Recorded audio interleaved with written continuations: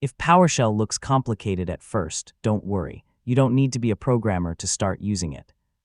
PowerShell is a Windows command line tool that lets you manage files, check system information, troubleshoot networks, and automate tasks. In this beginner's guide, we'll cover the essentials. First, open PowerShell from Start Search. You can use Windows Search, the Start menu, or the Run dialog. For most beginner commands, a standard PowerShell window is enough. Once it opens, you'll see a prompt waiting for your first command. The prompt shows your current location in the file system. To check that location, type get location and press enter.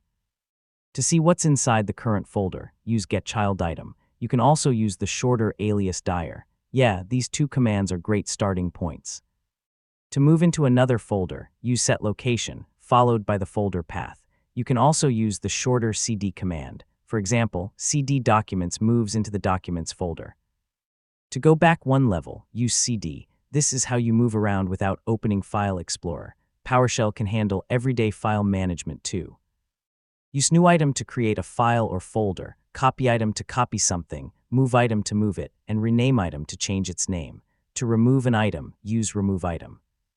So these commands cover many common File Explorer tasks. PowerShell is also useful for checking your computer. Try Get Computer Info for a broad system overview.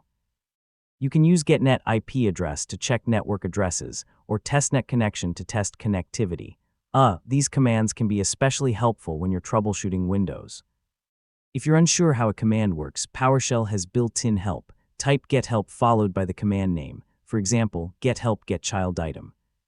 You can also add examples to see practical examples. This is one of the best habits to develop as a beginner, and that's the foundation of PowerShell. Start with navigation, file management, system information, and built-in help. You don't need to memorize everything. Just learn a few commands, practice them safely, and build from there.